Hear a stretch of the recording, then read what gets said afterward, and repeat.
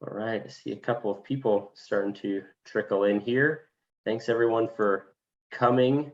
We will get started at the top of the hour here in just a couple of minutes. So welcome. You can see in here, drop your name and where you're from, just in the chat here.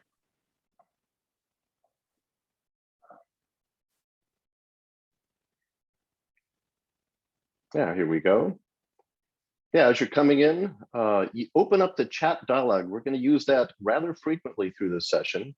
And let us know the city or country where you're connecting from, if you would, please. And also your job title. So where are you from? What is your job title? And you can type to everyone or just us, your choice. Here we go. Austin, Texas. Hello, Austin. Thanks, Jason. What else do we have? Columbus, Ohio. Thanks, Paul. OHIO. St. Marie, Idaho. Cool. Bryce. Waterford, Michigan. Stamford. Deadwood, South Dakota. Deadwood. It's a great name. Washington, D.C. Terrific. Mexico. Manny Oakley, Deadwood. There you go. Or another one from yeah. Any objectives that any of you have for this session today? Any things in particular you want to take away? Calgary, St. Louis. Hi, Randy. All right. All right. Well, top of the hour is here, so let's get started. Thanks everyone for joining us for our webinar, Rescue from the Tyranny of Traditional Demos with Peter Cohan. My name is Garrett Erickson. I'm the Product Marketing Manager here at Consensus, and I will be the moderator for the webinar today. This webinar, as all these scaling pre-sales webinars, is presented by Consensus. Consensus is intelligent demo automation software that helps you scale pre-sales with interactive video demos. You can learn more about it at goconsensus.com. You can find us on LinkedIn, or visit us on our G2 page and see what our customers are saying about how that has shortened their sales cycles. If you didn't already know, Consensus, we host something called Demo Fest every year. We've done it for the last 3 years now, and we're bringing, it's a virtual event that we're going to bring to certain locations live and in person. So if you want to go out and check out Demo Fest X, what we're calling it, we still have spots for all of our upcoming locations in Salt Lake and the Bay Area, as well as in London. So I will drop the link in the chat here, and you guys can register at your convenience. Now, for the reason that, one item of housekeeping before I turn the time over to Peter is that we're going to encourage you guys to participate. If you've been to a Peter Cohan webinar or Demo Fest session before, you know that he's going to encourage the chat bombs and the participation, and he's going to call on people, and it's going to be great. So please go ahead. If you need any help, just let us know. And then without further ado, it's my pleasure to introduce Peter Cohan. Peter's the founder and principal at the Second Derivative and the Great Demo Methodology, which focuses on helping software organizations improve their sales teams and marketing results, primarily through improving organizations' demonstrations and discovery skills. He has experience as an individual contributor, a manager, a senior manager in marketing, sales, and business development, and as a member of the C-suite. And he's also a buyer. So he is a customer and actively thinks of things from the customer perspective. And so we are so grateful to have Peter with us again. I will stop my share and I will turn the time over to you, Peter. And I'm grateful to have these opportunities. Oops, hold on one second. Just did the wrong thing. Let's share my screen.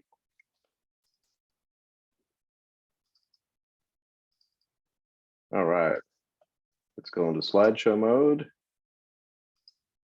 All right, ladies and gentlemen, can you see my mouse in the upper left-hand corner of the screen? Type mouse or rodent in your chat dialog box. Let's make sure that's all working. And yes, okay, bottom right-hand corner, give me a bottom or a right or eke a mouse. Perfect, that was nicely done. All right, so that's all working. All right, let's dive in. The topic for today, as you can all read on your own, is rescue from the tyranny of traditional demos. Now, I want to set this, somebody wrote rap, that's totally hilarious. I want to set the stage a little bit. So let me advance the slides here. Let me share 4 numbers. Any guesses? Some of you might know. Any guesses as to what these four numbers relate to? Let's see what happens in chat. Any guesses? Give you a moment. This is going to be a chat interactive session. We've got a good portion of people here. So demo's gone right, discovery, good guesses, but incorrect. The portions of demos gone right. No.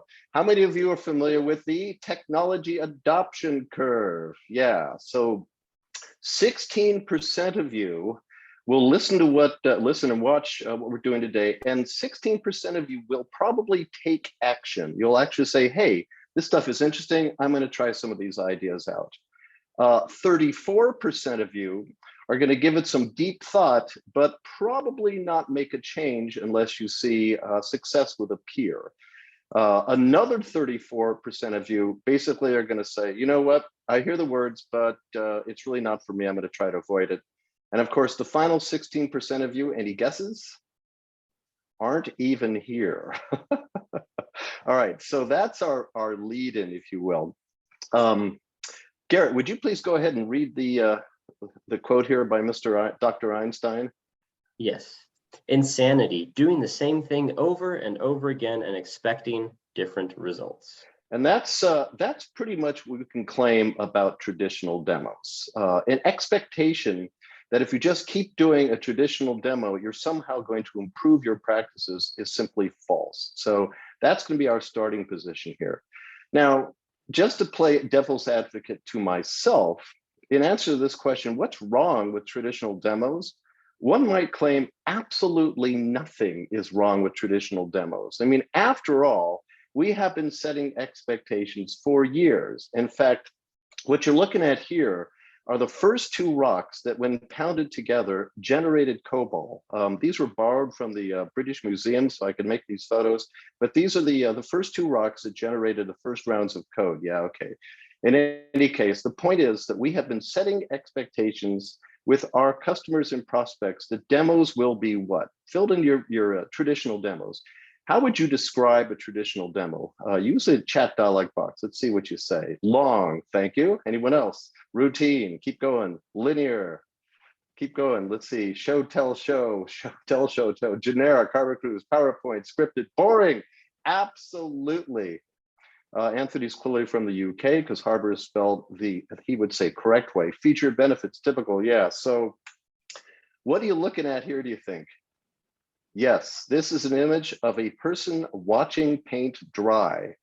By the way, this person, you might notice, is actually smiling gently because he gets paid actually to watch paint dry, but that's another whole story. For those of you who have ever explored the wonderful property or the wonderful science of rheology, which is the science of flow, when you look at paint, you'd actually say, wow, this stuff is incredibly amazing because you can pour it, it's a liquid, but when you dip your brush in a can, it wicks to the brush, you pull the brush out, it doesn't drip, you carry it over the wall. Anyway, I'm amazed by what you can do with things like this. However, for most of us, demos are quite a bit like what this person is paid to do, watching paint dry. Now, we as humans, we are victims of momentum. We do the same things over and over and over unless we are given a shove in a new direction. We are victims of momentum. How many of you would agree with this? Go ahead and type yes or and how or it's me or something like that. Yep. Okay. So we are victims of momentum. We tend to do the same things over and over and over. So let's revisit this.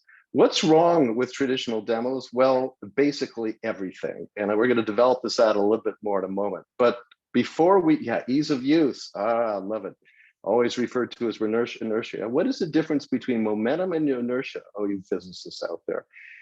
We all talk about differentiation. Well, if we're all doing traditional demos, it's going to be pretty difficult to stand out. So actually, let me grab an annotation tool here.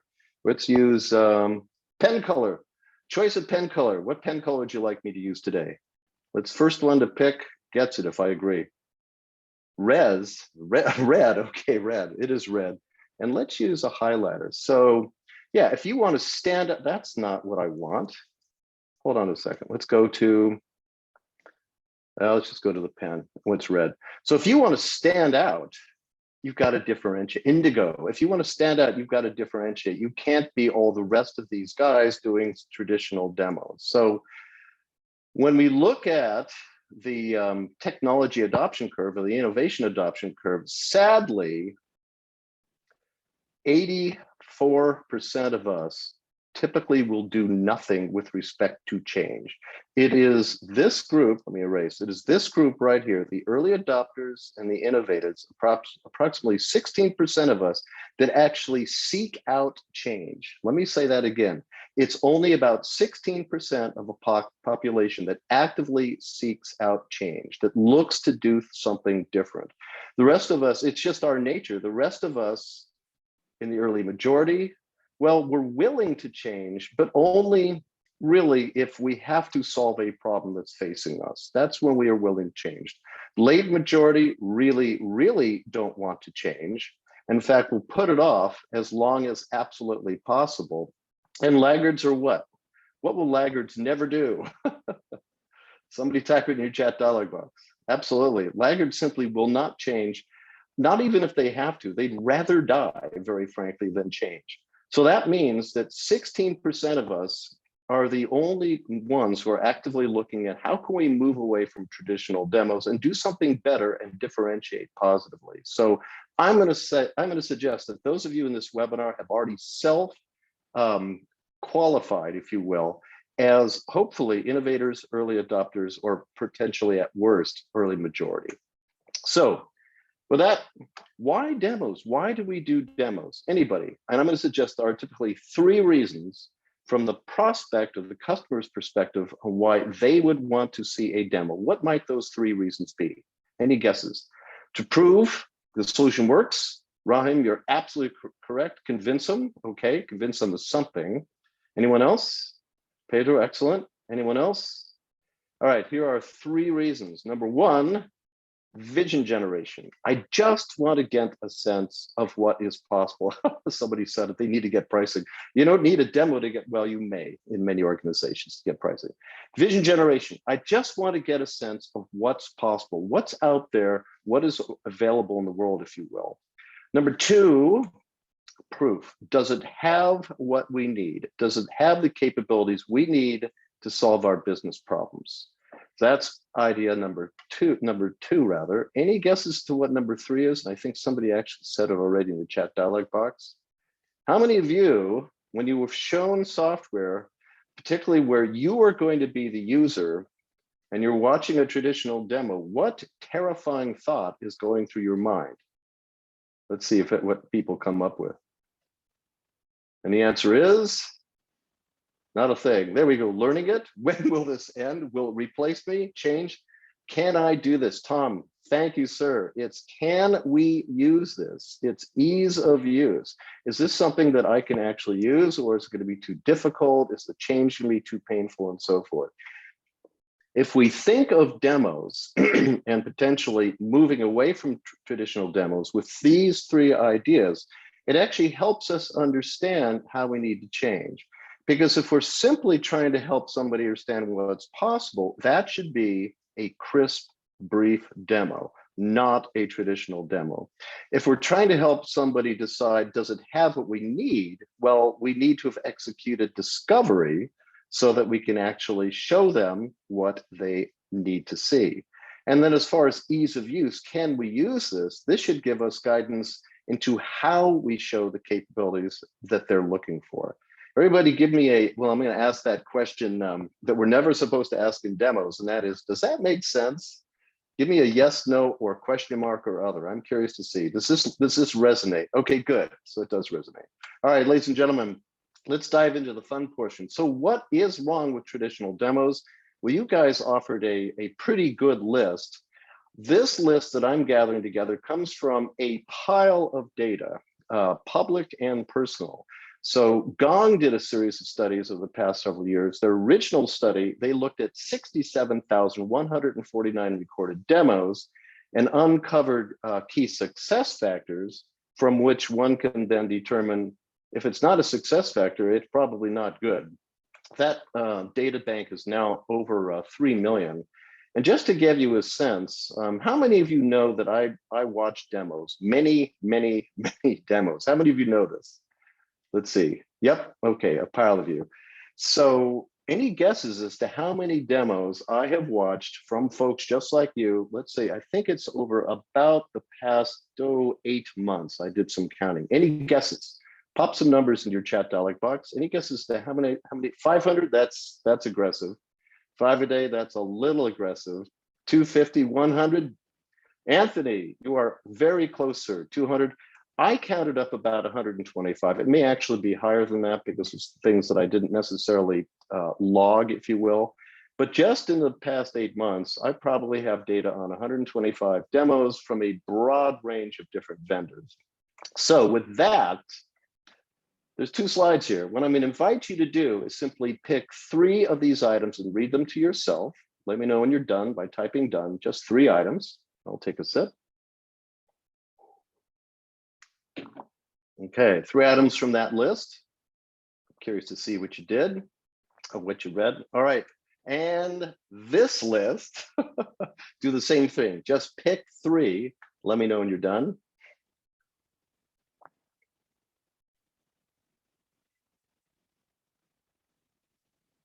I can tell some of you are trying to read the whole slide. It can't be done, not in this time.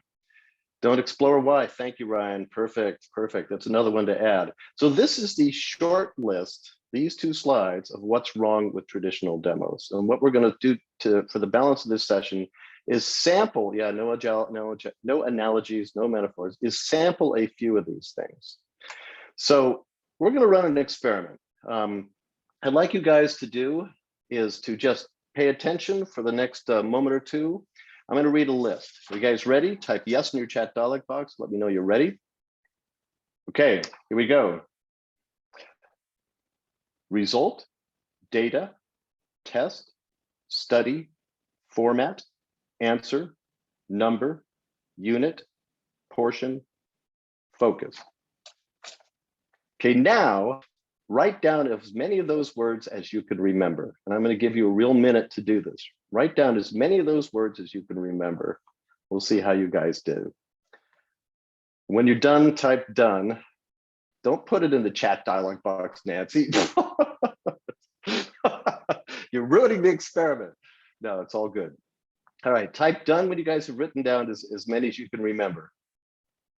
Done, done, done, done, done, done. Oh, okay, you guys are doing this. All right, good.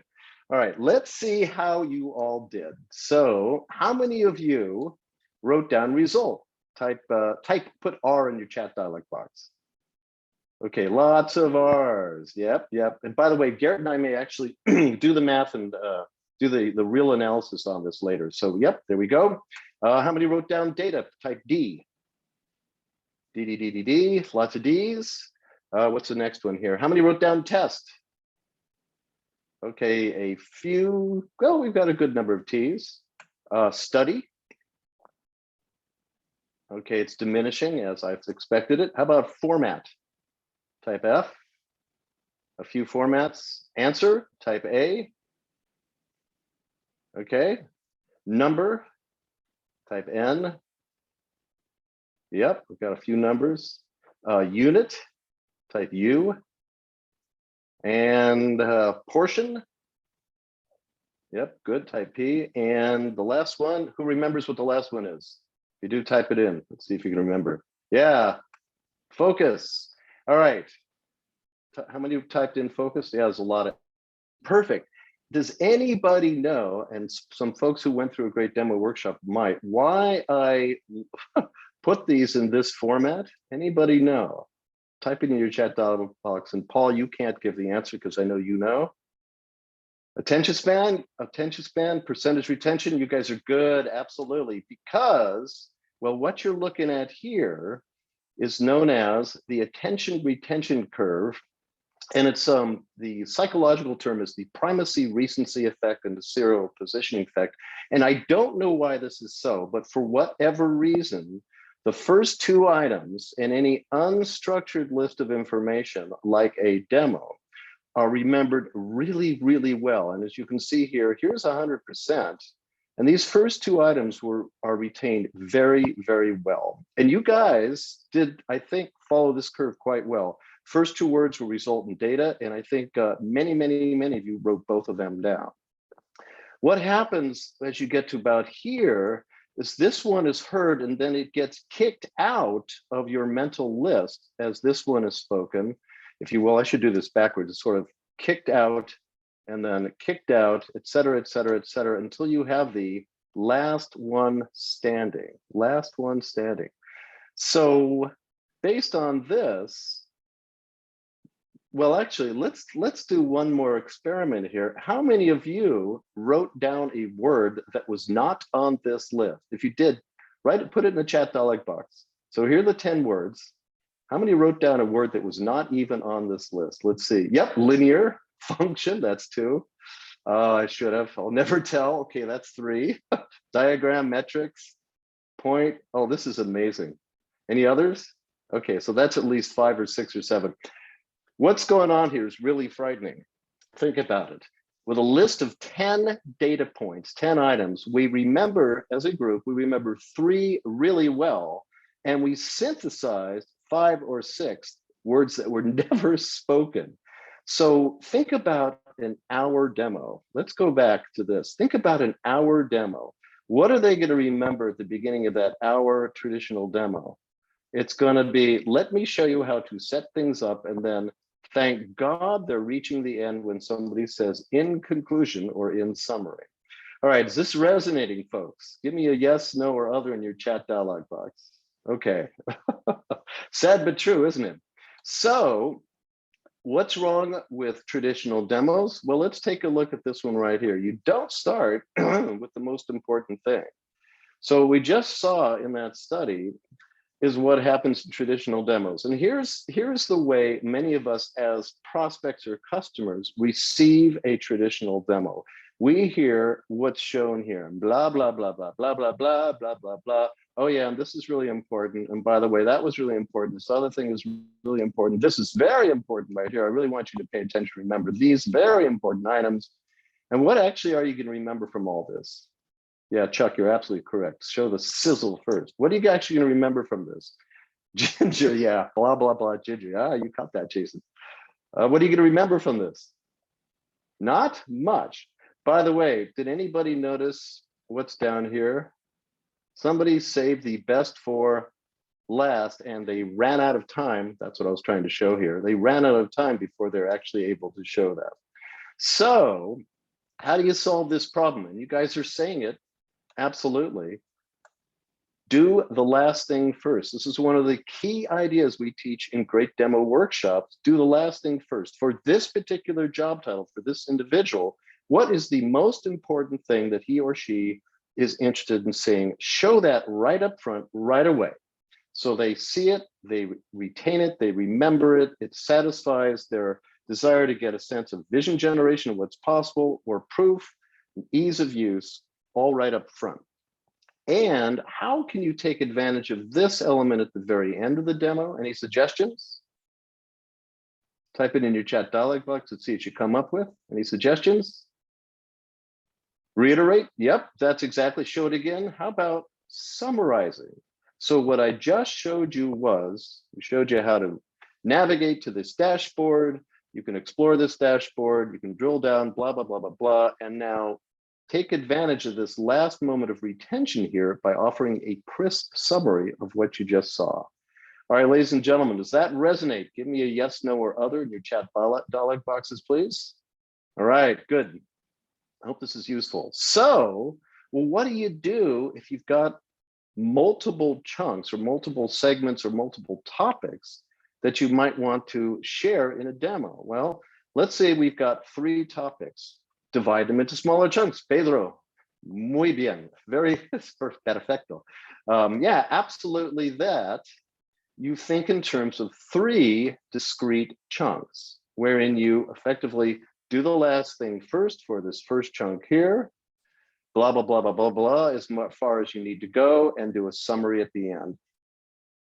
give a space for questions, comments, observations in between before you go into your next chunk. And in fact, if you're a great demo workshop graduate, you know this would be a perfect point to return to an agenda, which is a great way of then introducing the next chunk.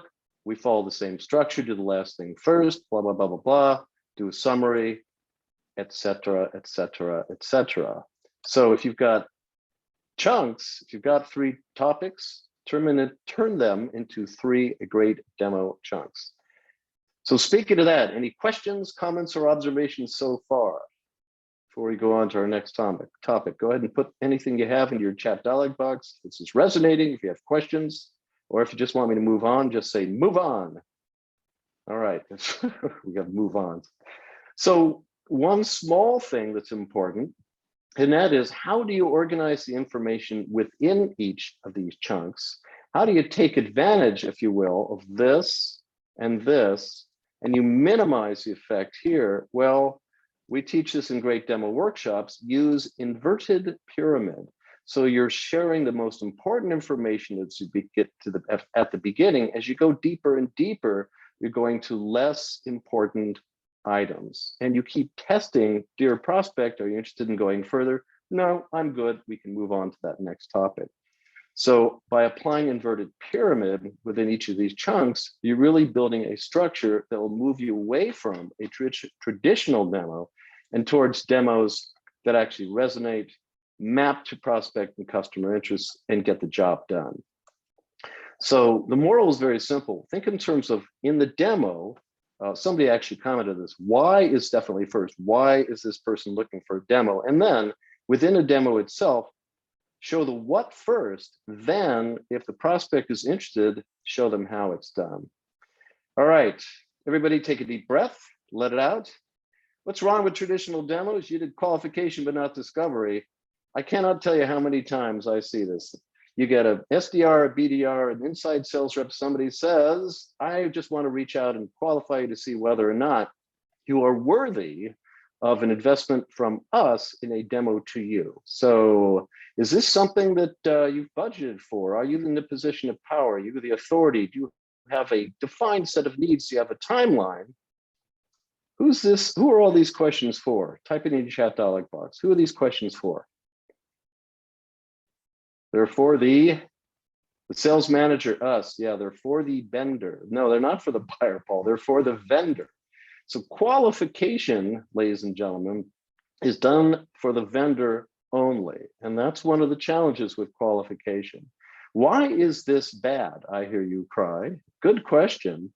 Because, are you ready for this? A full 50% of prospects are qualified or qualifiable, but are not yet in an active buying process. So when you think of the traditional sales funnel, most of us think of, okay, things go into the funnel, we work on them through the funnel, and hopefully, closed business comes out the end. But the reality is that there's a great deal of spillage, if you will, people that are just interested in getting a sense of what's possible. They're looking in a vision generation mode. They're early in their process. They're not yet perhaps actively buying. What happens to these people if they get qualified out? Anyone, what happens to these people if they get qualified out and they never see what's possible? They never get a vision generation demo. Aha, the conversation is over and they buy elsewhere. And Garrett, perfect answer. They do not come back. Last week, I think it was, I had this sort of flash of insight and I realized, we all know what churn is, right? Churn is a customer who's licensed our software, is on a subscription of some kind, and doesn't renew. Well, guess what? We can invent a new term, lead churn. These are leads who are dissatisfied because they never saw what they wanted to see. They churn and they go elsewhere. They go to another vendor. So what we need to look to do is to embrace these leads that are interested in just getting a sense of what's possible through vision generation demos, a non-traditional demo, recycle them, if you will, and have them join what should be, if you will, the cloud above the funnel that's going to rain down leads for the future. So think about this in terms of avoiding lead churn. And I'm going to a plug for consensus here. One of the best ways to provide somebody with a vision generation demo and to keep them, if you will, the cloud above the funnel is through the consensus technology. That enables them to get a sense of what's possible and to do it in a way where they don't feel that they have to engage with a salesperson or a BDR or SDR, for example. All right, ladies and gentlemen, take a deep breath. What's wrong with traditional demos? How about this one here? You didn't do any discovery. Well, I got to share this with you. What happens when you don't do discovery? Well, everybody knows the answer to that. Many, many, many, many bad things. Let's just take one small example. Here's somebody who's in pain. Would you guys, in your chat dialog box, would you say this is great pain, medium pain, or small pain? What do you think? Great, medium, or small? Small pain, absolutely, can't tell. Okay, good answer, because we haven't done a diagnosis. On the other hand, what about this person here? And somebody, of course, could type the famous line into the chat dialog box. Ryan, he's fine. This is but a flesh wound. Exactly. All right. So part of discovery is trying to determine not just whether or not there is pain, but how deep is it? What else is related? What's the impact? What's the value associated with making a change?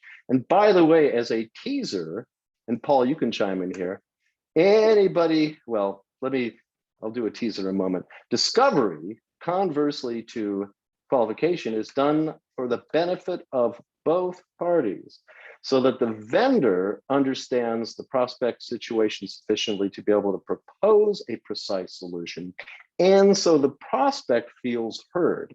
The prospect feels the vendor has asked sufficient questions such that the vendor can propose a precise solution. Everybody type aha or and how in your chat dialog box, or just a yes with exclamation points. There you go. Perfect. Customer feels that they've been understood. Absolutely, and that's the point. I gotta offer a comment. I often see on LinkedIn, somebody will say something like, discovery should always be evergreen, it's ongoing, and I agree. And discovery should be thought of as a journey with, however, specific destinations along the way. So in other words, it's not just an open-ended thing that goes on forever. You need to have destination points along the pathway. A simple destination point for practitioners of great demo, and for those who wish to have a demo qualified lead, is, for example, a great demo situation slide with the 6 categories that you see here.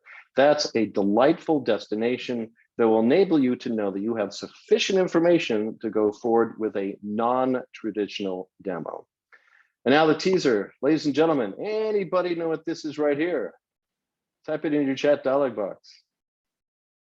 A book. Well done, Andrew. Yes, it's a book in the future. Yes, it's definitely, this is shameless self-promotion. This is a book coming out hopefully next month, maybe early September, depending on scheduling. It is a book basically sharing a structured approach to doing discovery for B2B software. So I just want to let you know this is coming. I'm very excited about it. Trepidatious, that's what happens when you release a book. All right, what's wrong with traditional demos? Can you pre-order? Yes, as soon as I can get the Amazon link page up, it's probably going to be in another couple of weeks. You don't understand buying it back. How many people know what buying it back is? Type a yes or no in your chat dialog box. Thank you, Amber, appreciate that. No, no, yes, no, no. Okay, let's talk about buying it back. So here, we got a prospect who says, I've got a set of needs and wants. Clearly defined, there's my set of needs and wants. Vendor says, terrific, we can meet all of those needs and wants. Are we done? Sadly, in a traditional demo, no. Because the vendor says, but wait, everybody type in your chat box. What is the next thing the vendor's gonna say? But wait, there's more. Thank you, Yubiko. Yeah, we've got all these other capabilities. Let me show you. Now, what happens next? Any guesses? Yeah, the prospect says, well, I really only need what I need and only want what I want. These other things you showed, well, I don't really need them. And so the buyer says, as Anthony just said, yeah, can we get a discount because the perception here from the point of view of the prospect is, I don't need this stuff. I don't want to pay for it. So here's a really weird situation where somebody that perceives something as being more is actually less. Ladies and gentlemen, that is buying it back, showing capabilities that the prospect does not need or feel is useful. Would you guys like a horror story on this? Type yes or no in your chat dialog box. Yeah, it was too complex.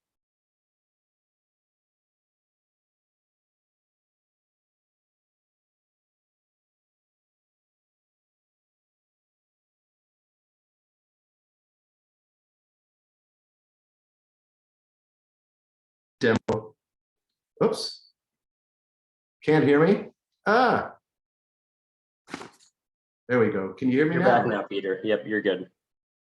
Okay. Hold on one second. Oh, great. Nice.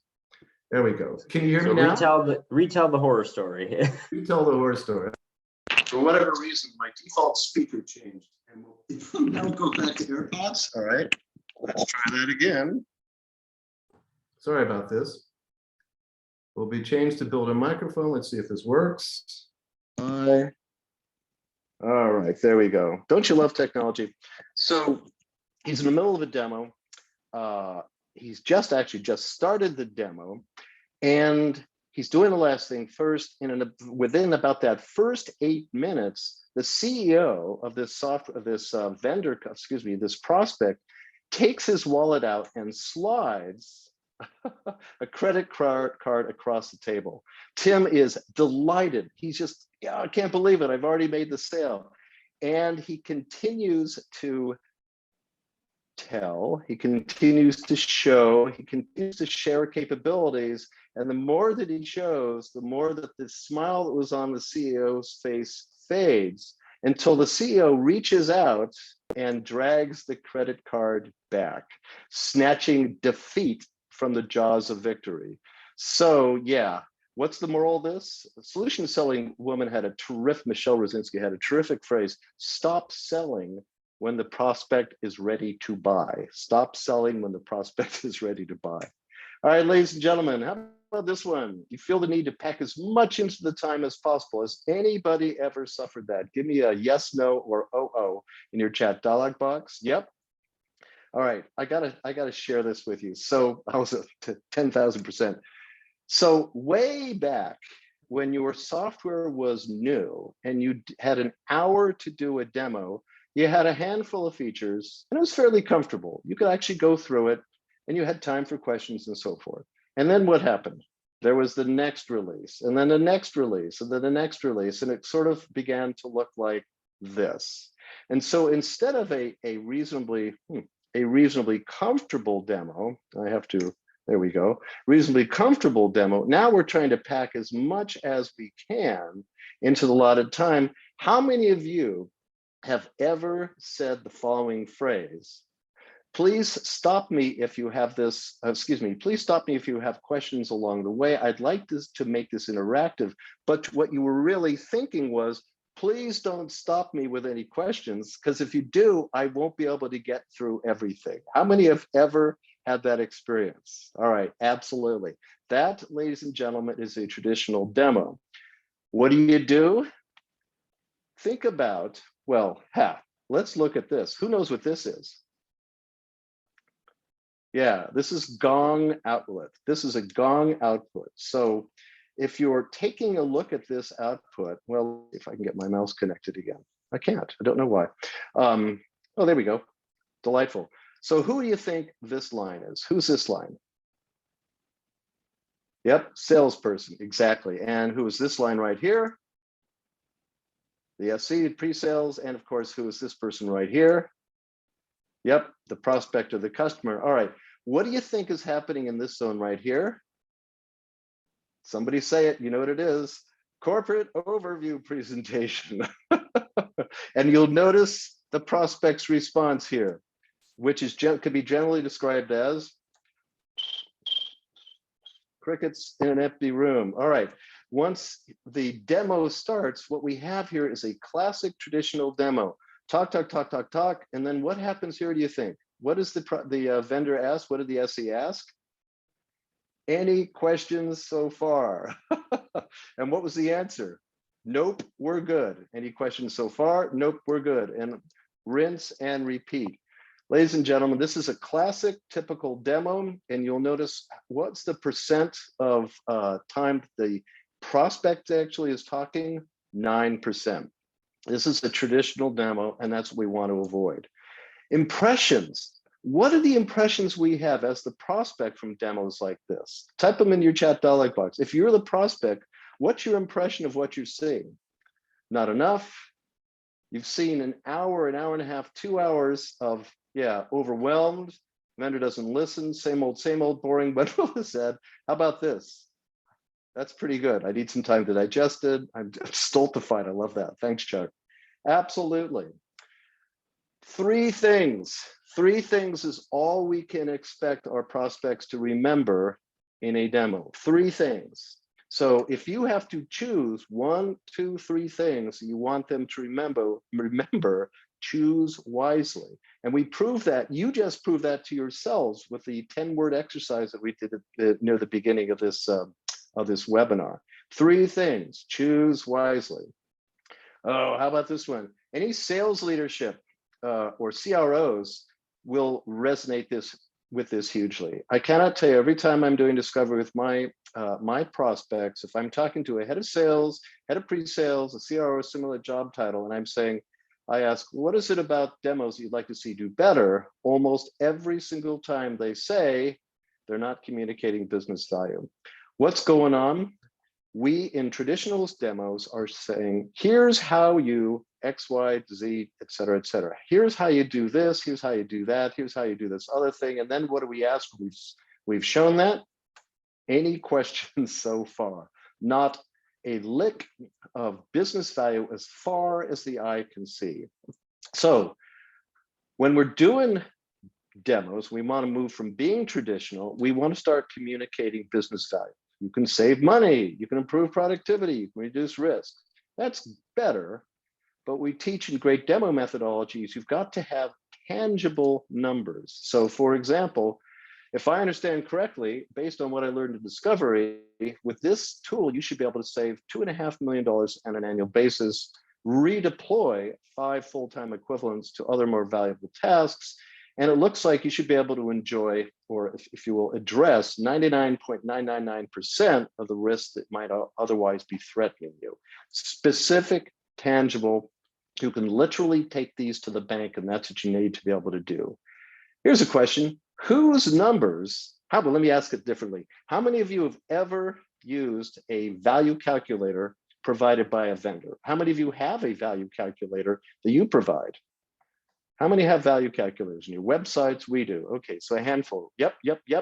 What is the level of believability? Somebody wrote worthless.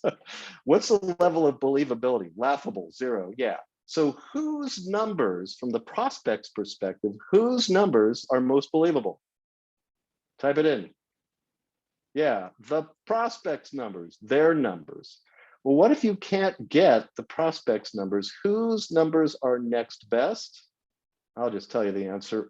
Yeah, peers, other similar prospects or customers. Numbers, yeah, Amber just said benchmarks. Benchmarks and industry numbers, that's next best. Whose numbers are at the very bottom of the page and tiny in terms of believability? Type it in with an exclamation point. Yep, thanks, Raheem. Vendors. So what do you need to do? You need to do discovery, get the prospects numbers. Aha, I hear you cry. A terrific way, if you're following great demo methodology to make sure you get the prospects numbers, is to capture a delta or 2 or 3 as shown here. All right, surfacing deltas. Let's just do a mini exercise. Garrett, you want to unmute for a moment here? Anytime you're doing discovery with a prospect and you hear them complain or offer pain, you need to ask 2 questions. Number 1, what is it today? And number 2, what would you like to be or what does it need to be? So let's practice this. So Garrett, you're the vendor. I say, it takes too long. You say, or you ask me. Well, how long is it taking today? It's taking 2 weeks today.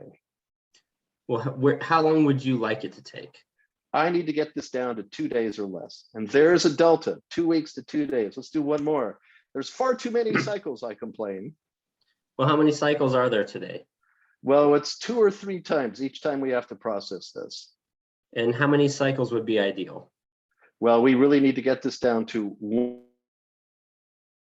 That's what we're looking for.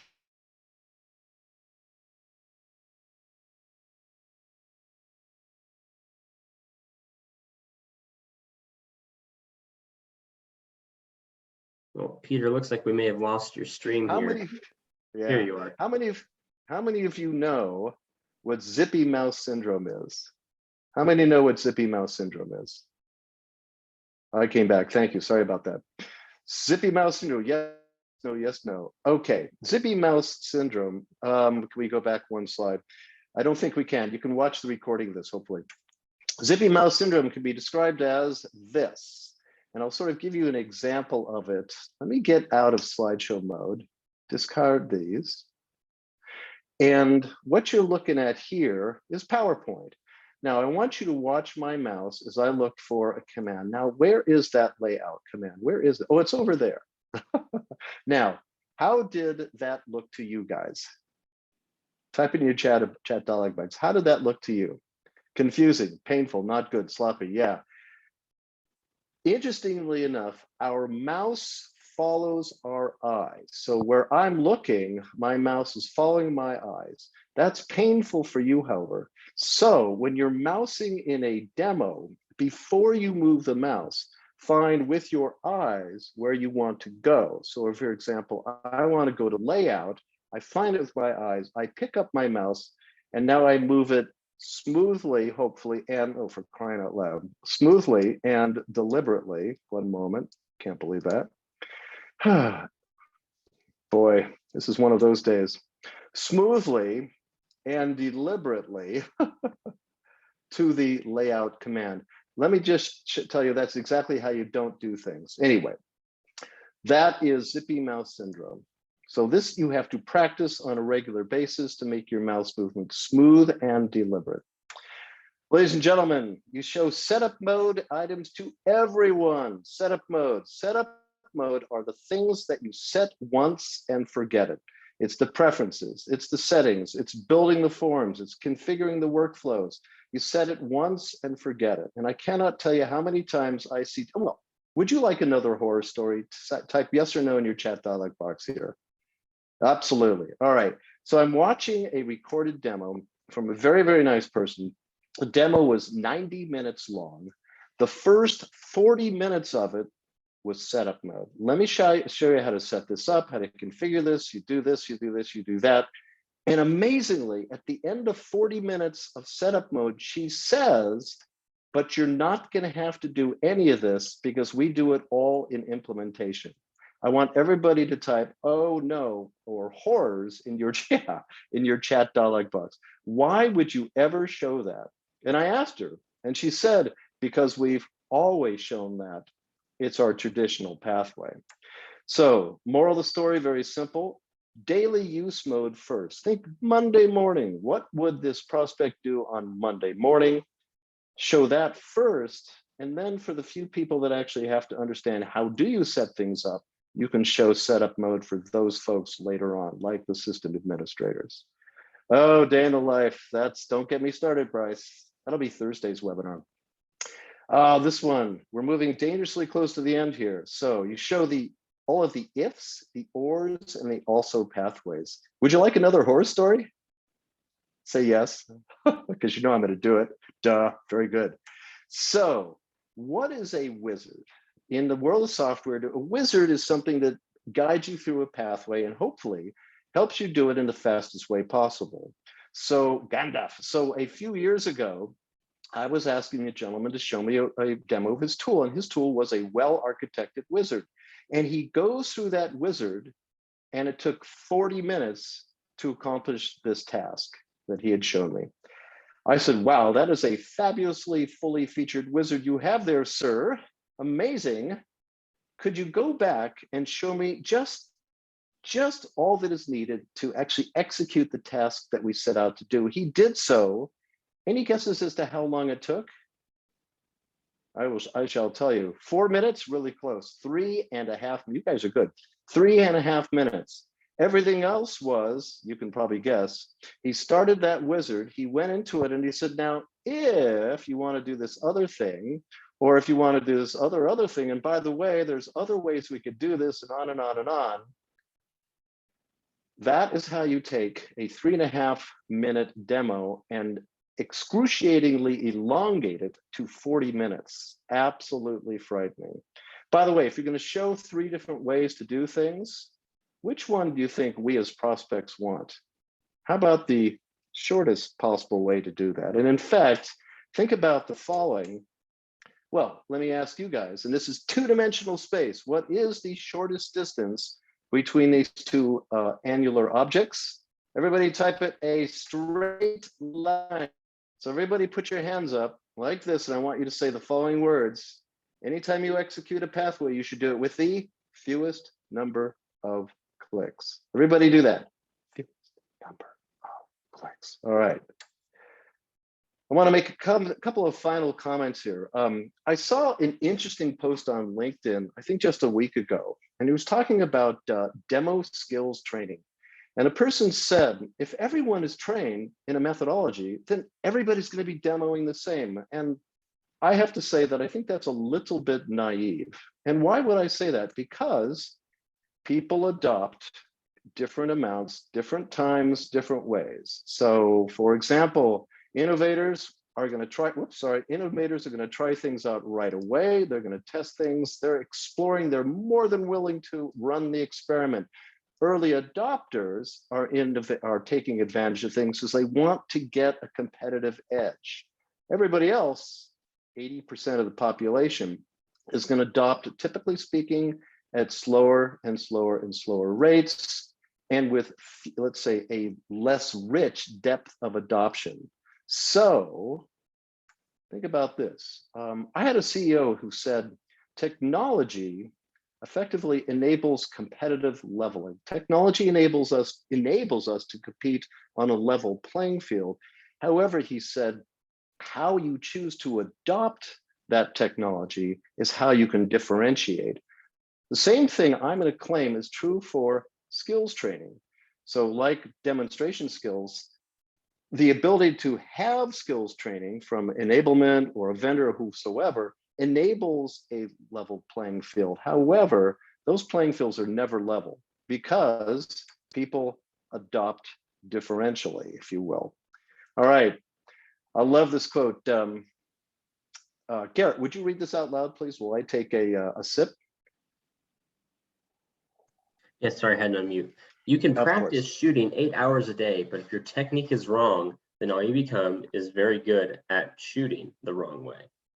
So I know I suffered from this when I was learning demos without a coach, without somebody to guide me.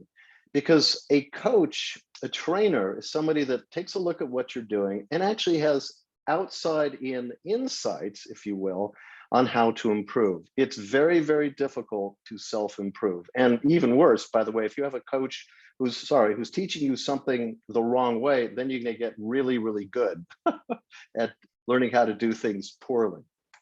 Training teaches why you would do something a certain way, what it is you need to do, and then how you should actually execute it. All right, final topic, and it's at the bottom of this page. How many of you, and I'm actually just, don't type the answer in your chat dialog box, just think it to yourself, because you know where I'm going to go with this. How many of you would say that you're at the top of your game with respect to demo skills? And I hope the answer is none of you. There you go, Pedro, perfecto. Because if you say that you are, I'm going to say, I'm sorry for you. How many of you are familiar with this curve? Type yes or no in your chat dialog box. This is a really interesting curve. Yes, Jason. Yes, Anthony. Okay, some yes or no's. All right. This curve is I think should actually be tilted 90 degrees to be a little bit more logical. But what you're looking at here is the amount of knowledge and skills you have for any particular discipline. In this case, it's demos. Here on the y-axis is your level of confidence. And what this curve is basically saying is when you're new, you've got low confidence and low knowledge. But there reaches a point in time where you have a certain amount of confidence. Yeah, thank you, Christoph. It's exactly correct. Excuse me, a certain amount of knowledge, which makes you believe you're really, really good. That is known as Christoph just said, Mount Stupid and the Dunning-Kruger effect. What happens after that for those of us that continue to learn is we begin to realize that, uh-oh, you know what? There's a lot I don't know. In fact, there's a ton that I don't know, and I need to continue to get better. So, ladies and gentlemen, what's wrong with traditional demos? Well, as this slide and this slide might offer, a few things that we could potentially improve. So once again, Garrett, if you would read this from Dr. Einstein. Insanity, doing the same thing over and over again and expecting different results. Ladies and gentlemen, I hope you found this useful, if not intriguing. I'm going to apologize for the technology issues we had. We still have that these days. Don't you love it?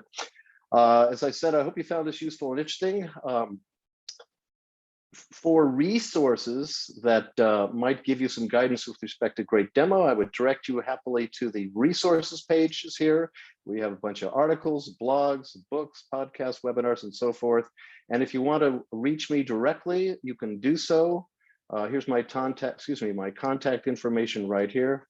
Ladies and gentlemen, I hope you found this, as I said, useful, intriguing, and I look forward to moving the world from the tyranny of traditional demos to a higher level of practice.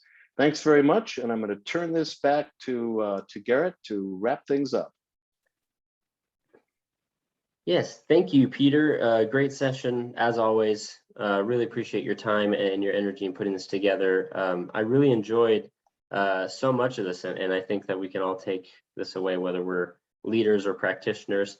If there are any last minute questions, we have time for maybe one or two here. Go ahead and drop them now.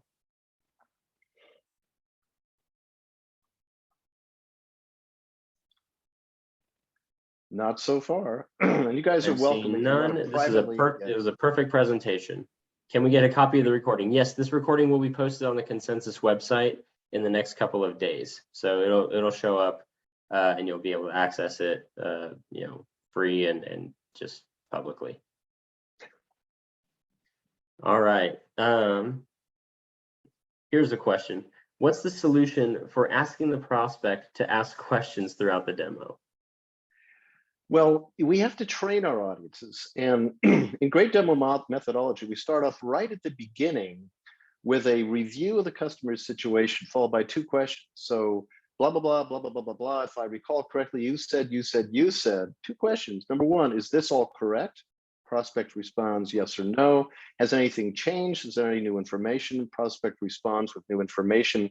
We train them right at the very beginning of Great Demo methodology that this is going to be a conversation. So by doing so, it actually encourages comments, questions, observations as we go through that process. I hope that helps. Any other questions? Yeah, great answer. Let's do one more here. How do you deal with customers with wandering priorities? How do you deal with, well, everybody has wandering priorities, things change, but what you need to help them do is to actually prioritize. So this goes back to the sort of the three things mantra. Dear Mr. Prospect, dear Mr. or Ms. Prospect, if we can only address the three top things that you're looking for, what might those be? So you've got to get people to do that. Now, a subtle way to help them is, as you look at each of the business issues that they uncover, quantify it. Because by quantifying the impact of that business issue, you will actually help them self-qualify which ones are most important. Hope that helps. That's great. It looks like we have time for maybe one more. Let's do one more. Are the priorities tied to the actual business goals? They should be, absolutely. If you are, let's put it this way. If you're in sales and you have something that is impacting your ability in sales to generate revenue, which is going to be more important, addressing that or another issue that is later on in the process? It's probably going to be addressing making your numbers. So yes, you would definitely attach it, as we say in Great Demo, to critical business issues, often best described as quarterly, annual, or project-based objectives that are at risk of not being met. Hope that helps. Yeah, it looks like Bryce clarified that and said that it was a response to the last question. They wouldn't be wondering if they were tied to business goals, but it looks like it helps. Yeah. Looks like it helped other people. So There you go. looks like that's all the time we have for today.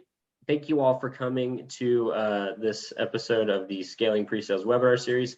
One last plug for DemoFest X. I posted the link in the chat here to DemoFest, so you guys can register for Silicon Slopes, Palo Alto, or London based on your location. More to come on those in the future. We thank you again for your time. Thank you, Peter, as always, and have a great rest of your day, everyone. Thanks, guys. Pleasure.